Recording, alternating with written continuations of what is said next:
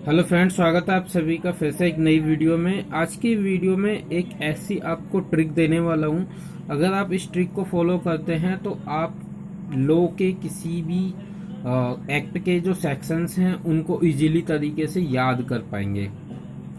Law में इतने सारे सेक्शंस होते हैं जिनको हमें याद करना थोड़ा सा टिपिकल हो जाता है और इतने इजीली हम याद नहीं कर पाते हैं। परंतु आज मैं आपको बताने वाला हूं एक ऐसी ट्रिक जिससे आप इजीली तरीके से याद कर पाएंगे सेक्शंस को। तो इसके लिए हम बुक लेने वाले हैं भारतीय दंड संहिता इंडियन पीनल कोड की, जो कि डॉक्टर बसंतीलाल बावेल द्वारा लिखी गई है। ठीक है, तो इस बुक में चलते हैं, देखते हैं। इस बुक में मैं आपको बताऊंगा किस तरीके से आपको पढ़ना है, आपको इस बुक को पढ़ने का तरीका क्या रखना है जिससे कि आप ज़्यादा से ज़्यादा याद कर पाएं। ठीक है, तो इसके लिए आपको क्या करना है, इसके लिए आपको बुक के इंडेक्स में आ जाना है। अब बुक के इंडेक्स में जैसे आप देखेंगे तो बुक के इंडेक्स को, जो बुक है, पूरी बुक को दो पार्ट में डिवाइड किया गया है। एक भाग एक है और एक है भाग दो। भाग एक में जो है इसमें पूरी थ्योरी दी गई है। भाग एक में पूरी थ्योरी दी गई है। इस थ्योरी में तो आपका कोई शॉर्टकट, कोई ट्रिक नहीं चलने वाली।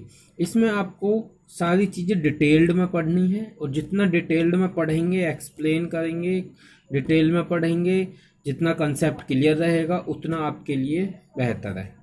ठीक है, अब हम बात करते हैं सेक्शंस को कैसे पढ़ेंगे। तो सेक्शंस वाला जो अपना वो है वो आता है भाग दो में। तो सेक्शंस को कैसे पढ़ना है फ्रेंड्स, सेक्शंस में देखो भाग दो में इसमें चैप्टर दिए गए हैं। जैसे कि अध्याय एक है, अध्याय एक में प्रस्तावना, संहिता का नाम, विस्तार एवं परिवर्तन, ये सारी चीजें दी गई हैं। ऐसे ही अध्याय दो है जिसमें कि साधारण स्पष्टीकरण दिया गया है। इसी प्रकार से साधारण स्पष्टीकरण में काफी सारे सेक्शंस रखे गए हैं। ठीक है, जो कि साधारण स्पष्टीकरण की कैटेगरी में आते हैं। फिर अध्याय तीन की अगर बात करें तो चैप्टर तीन में दंड के विषय में बताया गया है, पुनिशमेंट्स। ठीक है, पुनिशमेंट्स वाले चैप्टर में सारे पुनिशमेंट से रिलेटेड जितने भी सेक्शंस हैं वो इसमें जो फॉलो करते हैं वो इसमें रखे गए हैं।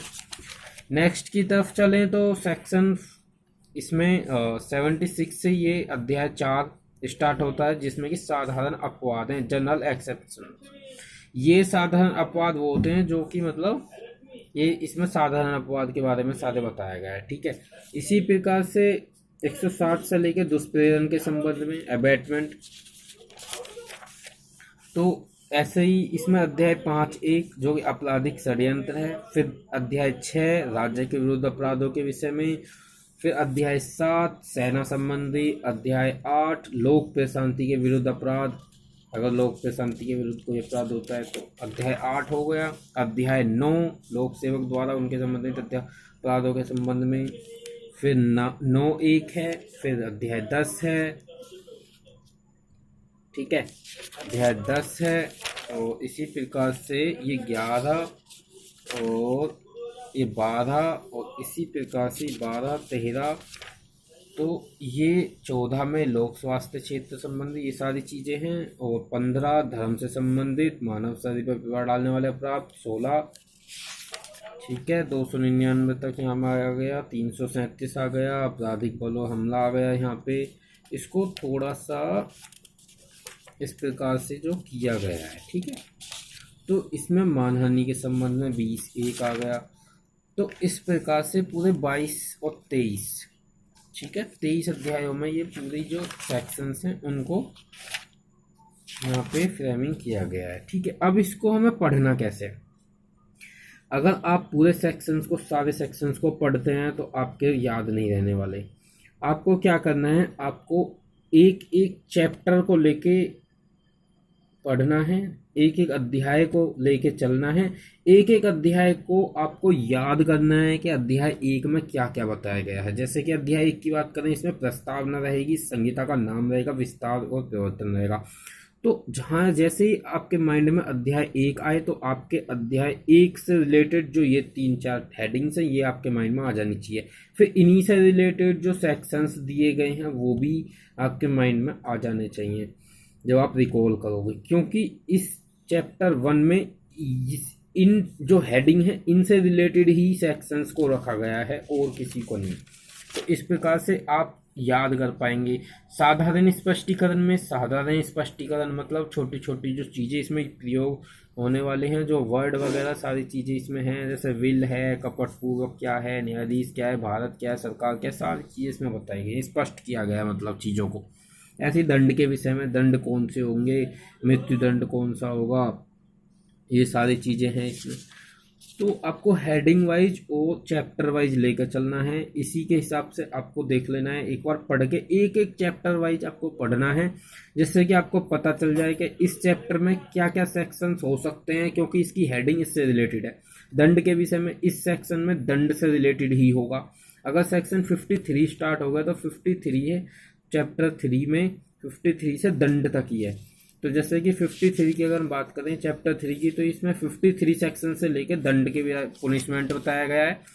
तो सेक्शन 53 से लेकर 75 तक ये पूरा आपको याद कर लेना है कि 53 से 75 तक पुनिशमेंट बताया है जी, आपको याद आ जाएगा। फिर आप जब को ये आपको ये अध्याय 3 कंप्लीट हो जाए, उसके बाद आप पढ़ना शुरू करेंगे अध्याय 4 को, जिसमें साधारण अपवाद बताया गया है। साधारण अपवाद क्या है कि मतलब इसमें 76 से लेके इसको 106 तक रखा गया है कि भाई अगर कोई अपराध इन कंडीशनों में करता है, अगर कोई अपराध कर भी देता है परंतु उसकी कंडीशंस ये रहती हैं जो कि सेक्शन 76 से 106 तक में है, तो वह अपराध नहीं होगा, वह इसका एक्सेप्शन होगा। तो उसके लिए आपको ये पढ़ना है। इसी प्रकार से आपको दुष्प्रेरण में आ जाता है। ठीक है, दुष्प्रेरण में क्या है भाई, 107 सेक्शन, तो सेक्शन 107 से लेकर आपको 120 तक में कहा गया है। तो ये पूरा पोर्शन दुष्प्रेरण का, इसमें जितने भी सेक्शंस होंगे दुष्प्रेरण के हैं। आपको याद आ जाएगा ये सेक्शंस दुष्प्रेरण वाले इस वाले चैप्टर में हैं। 5A आते आपका आपराधिक षड्यंत्र।